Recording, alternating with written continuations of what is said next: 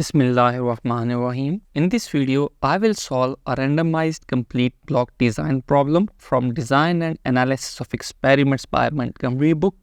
So, a consumer company relies on its direct mail marketing pieces as a major component of its advertising campaigns. The company decided to test three designs. So, design are 1, 2, 3 as shown in the columns by mailing 500 sample to each of its potential customer in 4 different regions of the country. The regions are known as regional offices in the customer base. So regions are considered as the blocks. The responses are shown in this table. The first step is to enter the data in the Minitab. So first of all, please remember, do the data entry with respect to the column, since there are 3 entries in the column, and for each entry we have 4 entries in the row. So first of all, we will write the name of the columns or the data in the Minitab. So here we have written design, region and responses.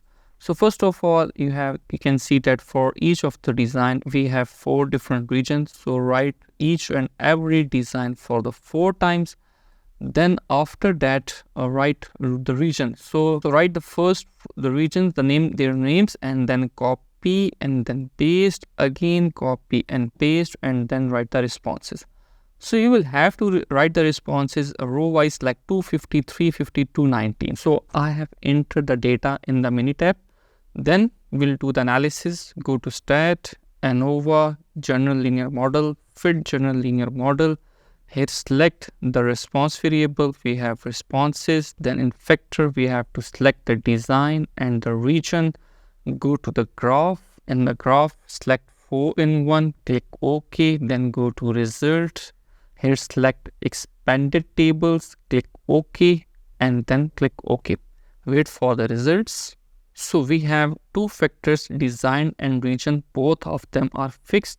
Design has 3 levels represented by 1, 2, 3, and there are 4 regions represented by their respective name. Come down, click on these graphs. These are the residual plots, and the residual plot number 1 and 3 is depicting that data is following the normal distribution. The graph number 2, that is between residual and the fitted values. So here, first of all, we have to understand the dashed line. This is at 0, means the residual whose value is 0. Below this central dashed line, we have negative residual, and above this we have the positive residuals. Basically, these dots are the residuals. So we can see that approximately the number of points above the central dashed line are equal to the number of points below the central dashed line. So the homogeneity of the variance assumption has been satisfied, or the equality of the variance assumption is satisfied. The last graph of residual versus observation order. It is depicting the multicollinearity of the data, that there is no cyclic patterns or no trends in the data that are going to be repetitive, or there are no points, 5 or 6 points continuously going above or continuously going below the central dashed line. So it means that there is no issue of the multicollinearity. Click OK, then go up. Here we have the model summary. It depicts that 93.1% variation in the responses has been explained by design and region. Now further, if we come towards the ANOVA table. So first of all, whether over design is significant. Yes, the p-value is less than 0.05. So 3 different designs have a different impact on the responses. Which will be the best, we will look after some time. Now we come towards the region. Is the effect of region is significant? Yes, again the p-value is less than 0.05. How much is the effect of both factors on the responses? So 62.5% is the contribution of design, and 33.77% variation is explained by the region. And the 3.74% is the unexplained variation.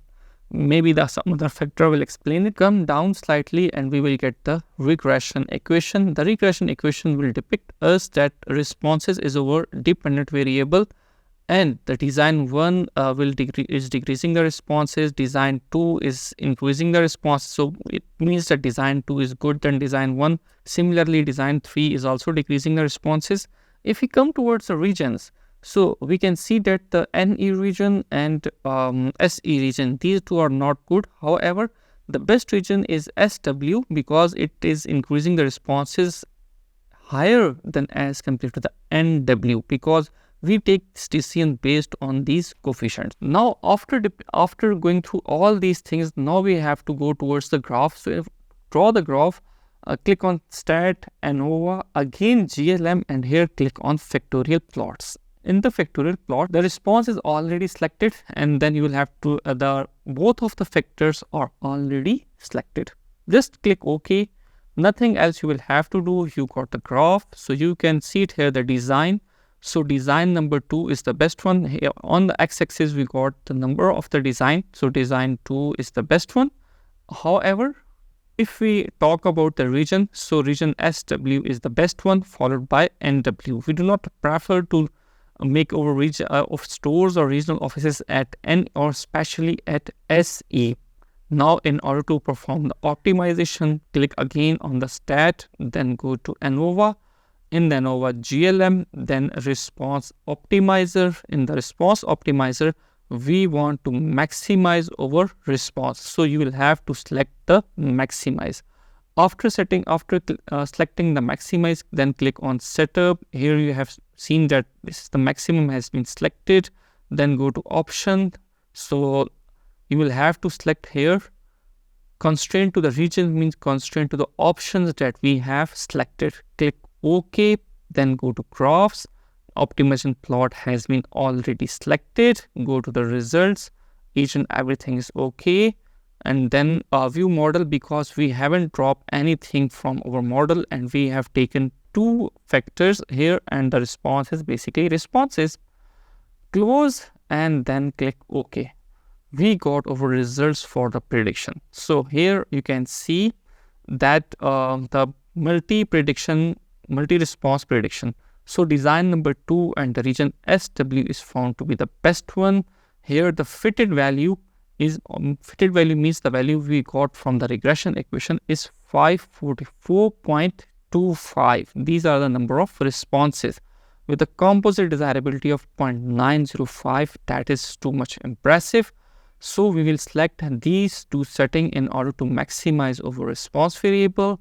If we come towards our graph, so you can see the graph has been also showing that our D optimality or composite optimality is 0.905 with the optimum regions are 2 and SW. So regression, then fit regression model, select the responses in the continuous predictor.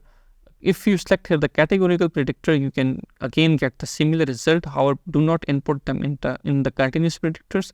Click OK, and then you will get the similar results as compared to the result you have obtained. But sometimes what the student do, they click on Stat, then they click on Stat, then regression, fit regression model. Here, instead of inputting them into the categorical predictor, they input them in the design, and categorical predictor is region. Still, you are seeing that we have problem that we have the similar coefficient for the design and the different intercepts for each of the region. But this is not the correct way to perform the regression analysis when both of your parameters are categorical. Thanks a lot for watching the video.